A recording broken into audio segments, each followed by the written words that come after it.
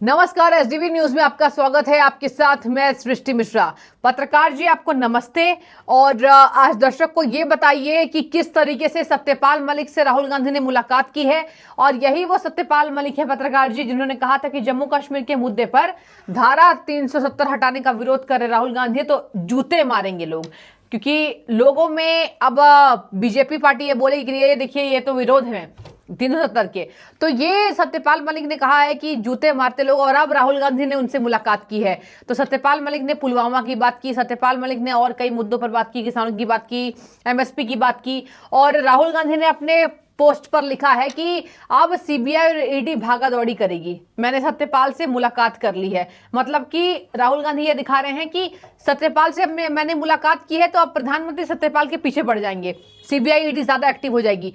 क्या कहेंगे पत्रकार जी? सत्यपाल मलिक यही हैं जिन्होंने अमित शाह के लिए भी एक टिप्पणी कर दी थी और फिर माफी मांगी थी, और कहा था, जिस तरीके से एक पत्रकार हैं, बहुत जाने माने चेहरा हैं, पत्रकार से कहा था उन्होंने इंटरव्यू में, द वायर के पत्रकार थे वो, और कहा था कि जिस तरीके से मैंने अमित शाह के लिए टिप्पणी की कि प्रधानमंत्री के लिए एक टिप्पणी अमित शाह ने की थी, वो बातें गलत थी, मैं अपने बातों को वापस लेता हूं। तो क्या मीडिया में बने रहने के लिए ये करते हैं?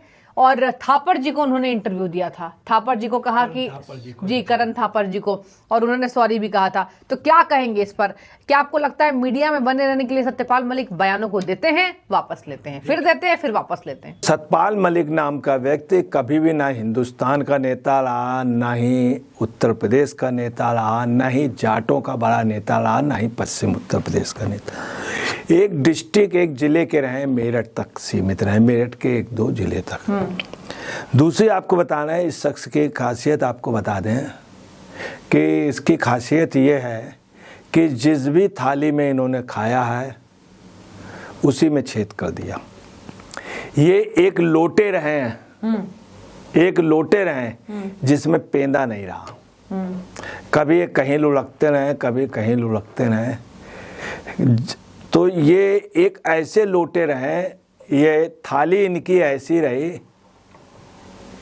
कि जिधर भी उन्होंने देखा कि कुछ मिल रहा है, दाल बट रही है, किसी में भी दाल हो, चाहे वो दाल लोटे में हो चाहे थाली में हो, किसी में भी दाल हो, चाहे लोटे में हो, चाहे दाल थाली में हो, चाहे कटोरे में हो।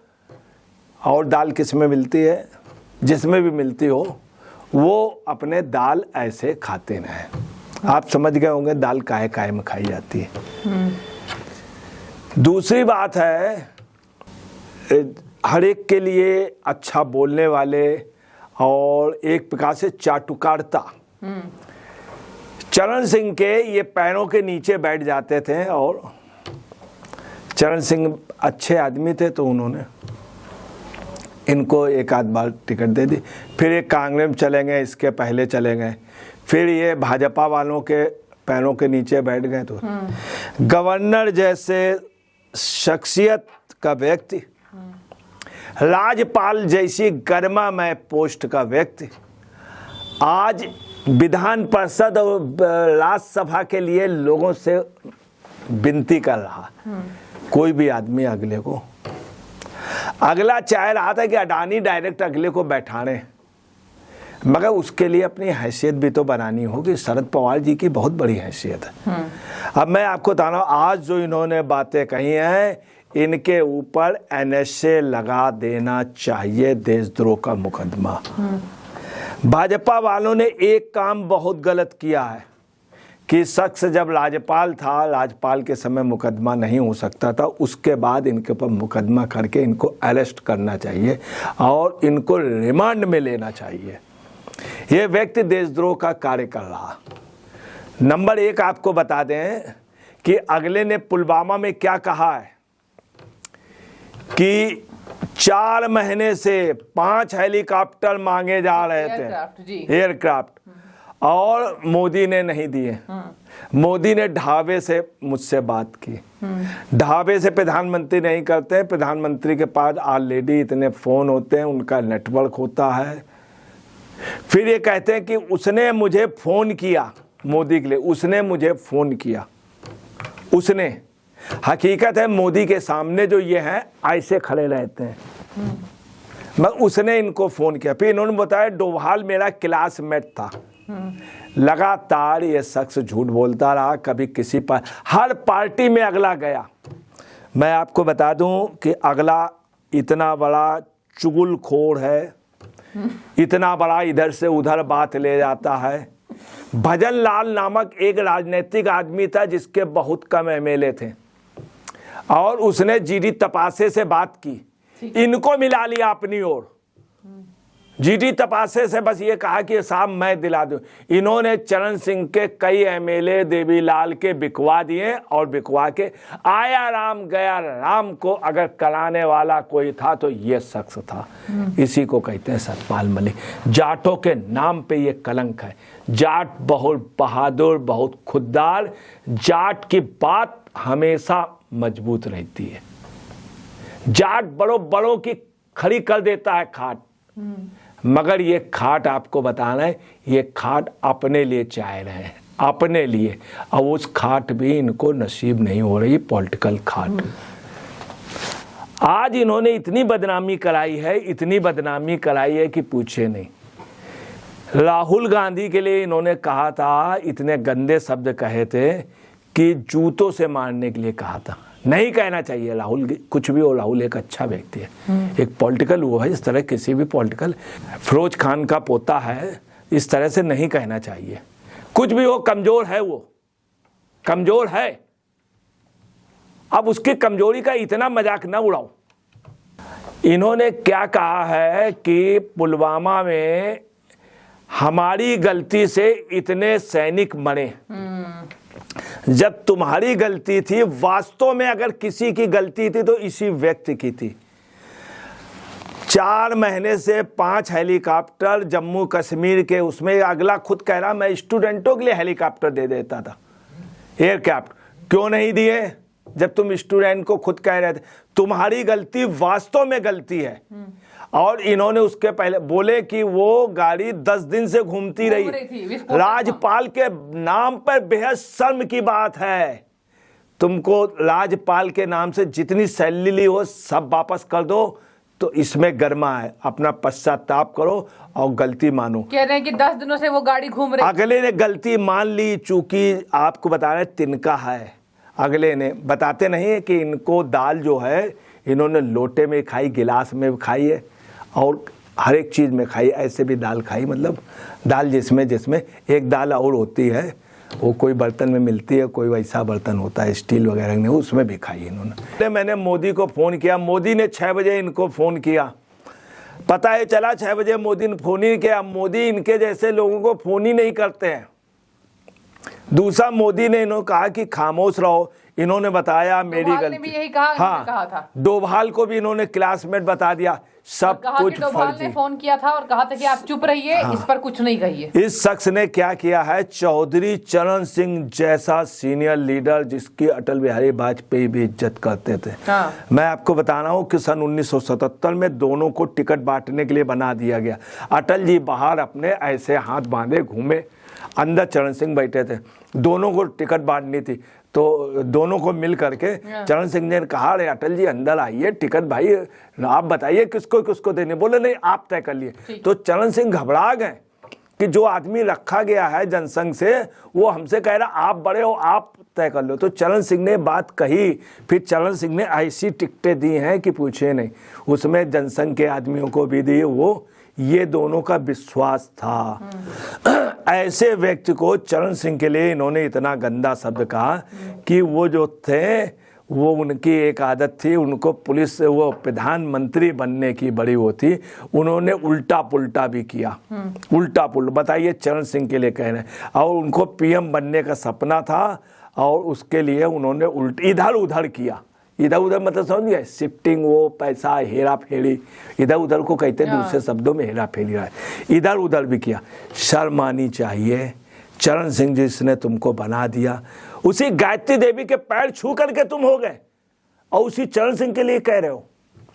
राहुल गांधी के लिए इन्होंने क्या कहा था कि जब वो पुलवामा की बात आएगी और जब ये होगा कि दूसरा इन्होंने क्या कहा कि जब पार्लियामेंट में 370 हटाई गई तो पार्टी के लीडर ने यूएन से जोड़ करके बात कही, तो बोले इनको डांटना चाहिए बुरी तरीके से, 376 के हिमायती को बोलना चाहिए, नहीं तो ये जब जनता में जाएंगे तो लोग बता देंगे यही है, तो लोग जूतों से मारेंगे। आपसे जूते शब्द इन्होंने इतने भद्दे ढंग से कहा, जूते। जाट कभी इस तरह से नहीं बोलता है, जूते। जाट कभी जूतों से नहीं मारता किसी को, ये भी मैं आपको बता रहा हूं। जाट कभी भी ललकार करके सामने लड़ता है। ये सब जूते चप्पल, ये लड़कियां कहती चप्पल मारूंगी, ये भी तमाचा मारूंगी, जूते, ये सब लड़कियों उनके शब्द हैं, ये चीजें नहीं राजनीति में। अब आप सुन ले, इतने अच्छे व्यक्ति को तुम इस तरह से कह रहे हो। फिर इनकी आपको और बता दे, क्या बता रहे थे, नेशनल कारबेट में शूटिंग करा रहा था। इन्होंने कहा कि जिस दिन पीएम मोदी ने शूटिंग कराए, इसी वक्त पुलवामा आतंकी हमला हुआ था, और पीएम मोदी ने कहा कि आप चुप रहिए, किसी से कुछ कहने की जरूरत नहीं है। मतलब ये साफ तौर पर इल्जाम है। दूसरी आपको बताना है कि अगले ने ये कह तो दिया, और इनसे नरेंद्र मोदी ने 6 बजे फोन किया, अब बोले क्या कि मलिक भाई, सतपाल भाई, इनका नाम लेकर के भाई इनको कहेंगे, ये नरेंद्र मोदी से उम्र में छोटे हैं, इनको भाई कहने का कोई सवाल ही नहीं उठता। फिर इनका क्लासमेट बोला इनसे बड़े उससे, हकीकत में इनको कभी किसी ने भाव नहीं दिया। अब ये ऐसे फंस गए, इनके साथ बहुत बड़ी कॉन्स्पिरेसी हो गई। राहुल गांधी ने इनके अपने घर पे बुलाया, वहाँ चारों तरफ कैमरे गुप्त लगे थे, इनका इंटरव्यू कर लिया, एक प्लांटेड इंटरव्यू राहुल गांधी का, प्लांटेड इंटरव्यू। ये परिवार हमेशा यही करता रहा, लोगों को ब्लैकमेल। प्लांटेड इंटरव्यू कर दिया, और उसमें ऐसे क्वेश्चन पूछे हैं, ऐसे कि ऐसी क्या बात है कि लोगों को प्रधानमंत्री बनने की बहुत ललक है। चरण सिंह से ज्यादा उतावले ये हैं। आज अगर ये कह दें मुझे अध्यक्ष नहीं रहना, मुझे प्रधानमंत्री नहीं बनना है, तो आपको बताना है आज कांग्रेस सत्ता में आ जाए। ठीक है। और दूसरा इन्होंने कहा वो 20,000 करोड़ रुपए का अडानी वाला, ये सब राहुल गांधी ने कहलाया, मगर आपको बताना है ये इनके लिए, राहुल गांधी के लिए बहुत बड़ा, चूंकि राहुल गांधी ने इसमें कॉन्स्पिरेसी की है। ठीक है। और इन्होंने जिस तरह से कहा है कि वो 20,000 करोड़ रुपए अडानी, हकीकत है ये खुद लगे रहे। कश्मीर में इन्होंने लोगों का इंश्योरेंस नहीं होने दिया, कर्मचारियों को होने नहीं दिया, और ये एक्चुअली में राज्यसभा की टिकट मांगने गए थे।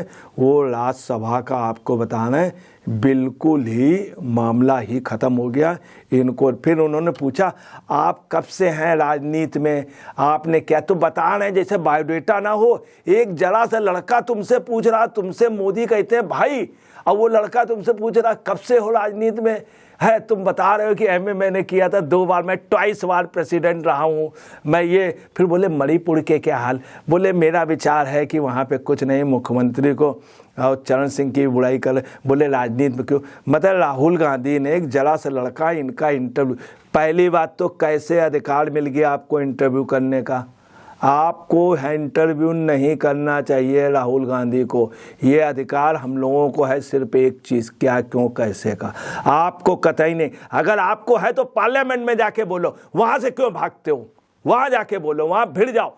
जिस समय विश्वास प्रस्ताव हो रहा था तुम आप वहाँ से चले आए, हम मानते कमजोर हो, मगर वो नहीं है, सही कहता है। आपको बता रहे हैं वो लालू यादव ने वहाँ कहा था, उसको चिंता है, उसने कई बार सोनिया जी से भी कहा है इनकी चिंता, इनका, हालांकि लालू को ये भी चिंता है अपना जो लड़का है वो दूसरा वाला जो राधा कृष्ण बन जाता, उसकी चिंता नहीं है उसको। हाँ सुनिए, इन्होंने एक चीज और बोली कि नेहरू फैमिली के लिए क्या बोला, प्रतिष्ठित यूनिसाइड, पॉपुलर यूनिसाइड। अरे गजब, कभी अटल बिहारी वाजपेयी ने नहीं कहा, दीनदयाल उपाध्याय ने नहीं कहा, राम मनोहर लोहिया ने नहीं कहा, कुछ भी हो। राम मनोहर लोहिया जानते थे फ्रांक गोरखपुरी के नाम पे नेहरू जी चुप हो जाते थे, कांपने लगते थे, मगर कभी ऐसी सब नहीं कहे प्रतिष्ठित यूनिसाइड, राहुल गांधी पॉपुलर। हाँ आप समझ लीजिए कितना गंदा शब्द किया, बोलते पार्टी के लीडर, और बोले अगर जब लोग बता देंगे तो जूते, ऐसे शब्द यूज करना।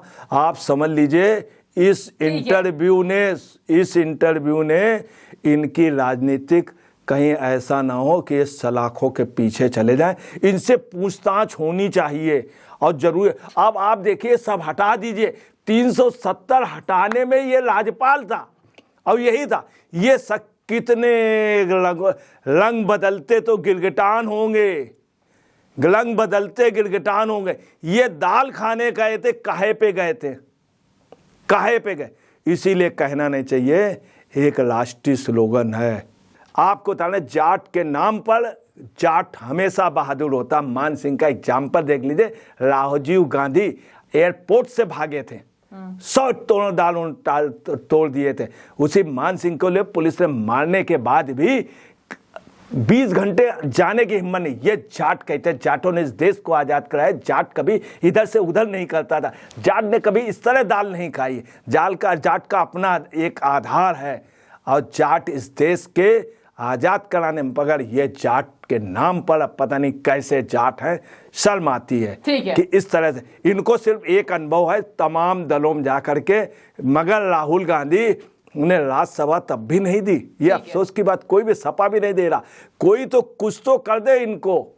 तो ये देखिए, आपने पत्रकार जिसे सुन लिया किस तरीके से सत्यपाल मलिक पहले से ही बदनाम है कि पाला बदलने के लिए मशहूर हैं। तो मैं चाहूंगी आप तय करें, क्या ये इंटरव्यू जो लिया गया है, बातचीत संवाद कहा गया है, इसको इंटरव्यू नहीं कहा गया, तो ये क्या ये सच है और राहुल गांधी और सत्यपाल मलिक मिलकर अब अलग मोर्चा खोलने की तैयारी कर रहे हैं? साफ तौर पर सत्यपाल मलिक अभी मोदी विरोधी हुए हैं और यही वजह है कि सत्यपाल मलिक तमाम तरह की बातें ला रहे हैं सामने, मीडिया के सामने, और कह रहे हैं कि मैं उस वक्त था, पीएम मोदी ने पुलवामा की बात को दबाया है। आपकी राय जरूर रखें। बहुत शुक्रिया।